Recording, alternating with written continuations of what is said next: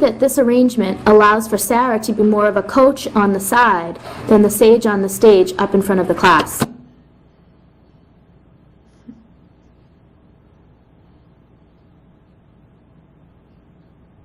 I think it's great that you're integrating digital storytelling into the curriculum. I believe it really engages the students and keeps them interested.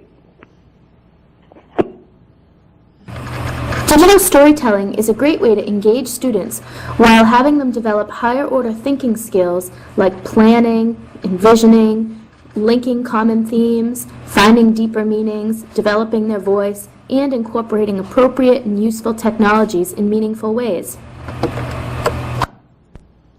Digital storytelling engages students of all ages.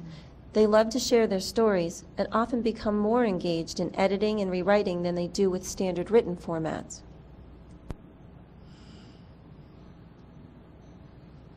Okay. I'd also like to comment on just that VoiceThread itself can be used as a storytelling tool. Has all the video aspects and allows you to doodle and have different comments, and just is another unique way of doing storytelling. So that's another option to this wonderful story that you have here. Hey Nick, I just wanted to point out that you're right, the VoiceThread is an awesome collaboration tool. And it really allows other people to drop their 2 cents in and really embellish the story. So, point well taken. Thanks.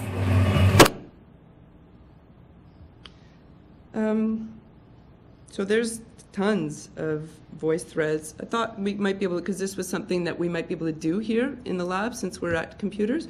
So if we want to just sort of fire up voicethread.com and have a look, and we can watch some of these and contribute to some of them. Casting, and I mean, on the one hand, it's very easy. You know, just do it. On the other hand, if you what I found is, like the first time I did it, I got into Audacity, I started editing, and if you don't really know what you're doing, you make an unholy mess. And you have a standard in your CBC, right? You never get in there, right? So you don't really, the missing piece for me was what you said earlier, like I didn't sit down and think, okay, what do I want to come out of this? It's like I baked a cake and then I thought, oh, okay, what am I going to do with this cake now? And we started messing with it. And so I think you have to do it, like, to me the thing is practicing, but recognizing your limitations. Like, even if you put hours and hours and hours into teaching yourself, I'm not a professional sound editor. I will never be a professional sound editor. And so just because I have a free tool that's pretty easy to use, you need to think ahead, right? And you need to do it with other people. And the other thing I found was that, like, I was so ignorant, like I was using this headset at work, and the sound is going up and down. You know, after a while I realized, you know, it's not that sound, it's these headphones. Small things like that. But I wasted hours trying to balance the sound, and then I thought, wait a minute, I have a crappy head. I mean, it's a silly example, but No, it's just like, you know, these are great tools, they're available, they're easy to use, but you're only going to get to level 1. Don't fool yourself and think, oh, now I've done this, I'm going to do 40 podcasts in a year, and I'm going to have my own radio show. It doesn't work that way. It's hard work, and it takes a lot of time. I would say, when I did it, for every minute of a podcast, it's at least a half an hour of listening, re-listening, cleaning it up, all that stuff. But it takes a lot of time, and you don't have too many minutes left at the end. That was my experience. I don't mean to be negative, but it's just like, it's a very big investment of time. It is. And you're better off, I think, having somebody else that you can depend on. Just an outside person to sort of advise you. Yeah, no, that's a great point. I am really glad you brought that up because it's true. It is a big investment in time. I mean, I think you do get better if you're willing to. Oh, yeah, put no, that you do. in. I mean, but- I'm not a professional sound editor either, and No, I'm but still you have to struggling put with the tools, time but- in, and you Yeah. can't have unrealistic expectations for Absolutely. yourself. Right? Yeah, and if you do, I mean, I think, I would encourage creating media, especially if you're working with a grassroots organization, because people recognize, as we were talking about earlier, themselves in it, and the production values, they will Yeah. see, okay, our organization has done this, or we've done this, and we put it together, but it isn't a professional video that's going to, really be slick and, put your thing forward. And we're talking about prices and, how much do we want to pay if we get somebody involved, and prices, could be really high in terms of hiring somebody or a marketing firm or something to produce the professional video that's going to market your organization. So it does, expectations and your outcomes, are really important to think about that right from the get-go. And you could do both, and that would have value as well. And in terms of, you can hire, as we often do, a film student who has the professional skills, or certainly learning them, probably way better than I do, and will help you through that for much, much cheaper than a professional marketing company. And, we pay around $1,000 approximately for a final product that's ready to go on our website.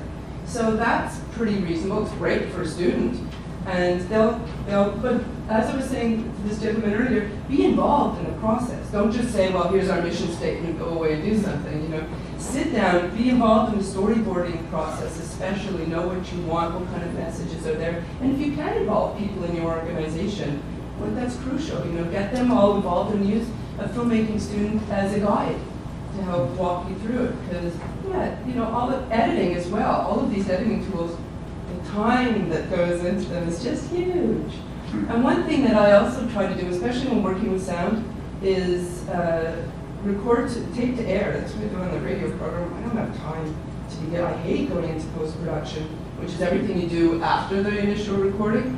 It's just so time-consuming. So I try as much as I can, and you can do this with your camera also, to shoot so that you don't have to edit. Shoot thinking, okay, if you have a really great storyboard, just stay on your shots and shoot, okay, this shot, cut, this next shot, so as much as possible you can avoid the post-production process, and audio as well. Try to get really practice a few times first when you're interviewing, look over interview skills. There's lots of resources online about interviewing, about how to speak to people, about using the mic, practice. And until you get good enough so that you can just do it in 1 or 2 takes. And you can reduce the editing time as much as possible.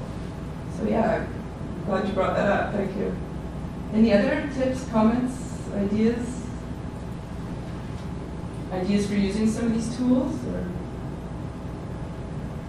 I think with, just add on to that, you kind of have to, like the technology, you kind of have to make it a hobby.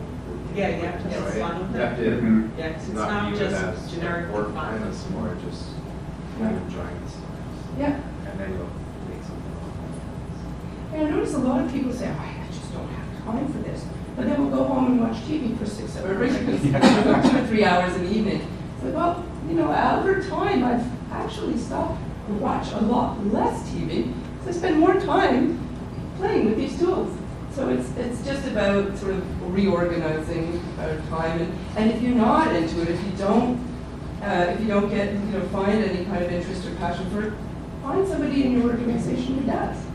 Well, that's the other thing is, it's fun to do it with other people. Yeah. It's fun to not isolate yourself with it. Like I just found when I got a couple of other people who are really interested in learning this stuff, and it's amazing how smart people, how quickly some people can figure stuff out. You also share. Yeah, tips you and do. tricks. Learn from You each other. learn one new thing, and somebody else learns something else, and you learn from each other. What time are we at here? 3 minutes away. Is evaluation system. Does anybody have any last comments or takeaways? Things you want to? Thank you for all those resources. Yeah, there's lots up here. I just threw in like tons. I probably overdid it, but probably more is better than Not enough? So, And that's the one that's on the sharing, the PowerPoint sharing thing? Because, here, slideshare.net. yeah, because I went there and it's the one for Calgary. Okay, but if it's not up yet, then it will be shortly, because I did post When it. you first do it, it said like, cannot show page, and then you had to do the search and. Okay, I'll make sure. I wouldn't trust anything Yeah, they're not, That's my own computer. oh, okay. All right, well, let's see if I can, And then when I did a search within the SharePoint, I didn't see, so I'm logged in as me.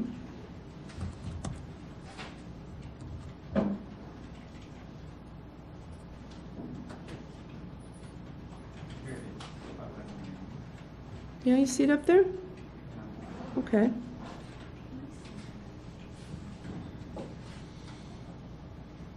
There it is.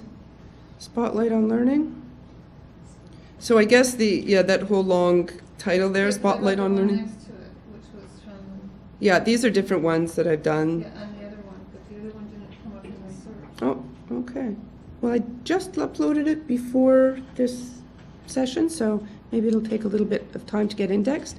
But you can see as I roll over it there, that's the title. So it would be slideshare.net/RISA101/Spotlight on Learning Digital Storytelling _R Levine. It's kind of a long title, isn't it? And other resources are on Citizen Shift in the workshops. There's a lot of the downloadable ones there. Now let's see if I can. Can you put the title up there? Workshop. I think it's workshops.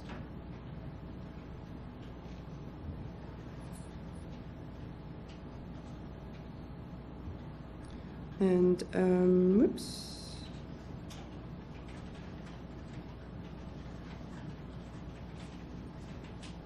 Yeah, there's some fun digital stories that we've done in workshops here as well. Stop scrolling page.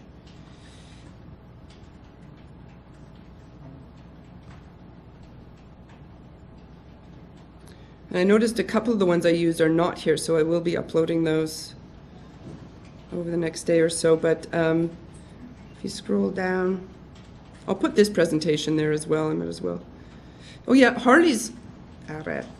Here, this one that we did last year with Harley Dover, who's does a lot of media education. She's got tons of information in hers, a bit more about reading media, about how to decode advertising and stuff. And she's got a lot of great tips for filmmaking, about composing shots and how to interview and all these kinds of things. So if you could check that one out.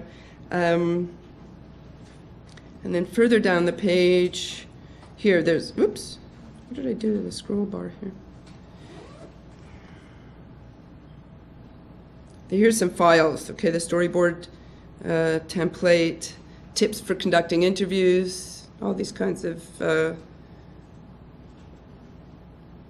if you have any other things you want to add or any other resources, do drop me a line and I'll put them up, because we're always looking for stuff and it's great to share. So.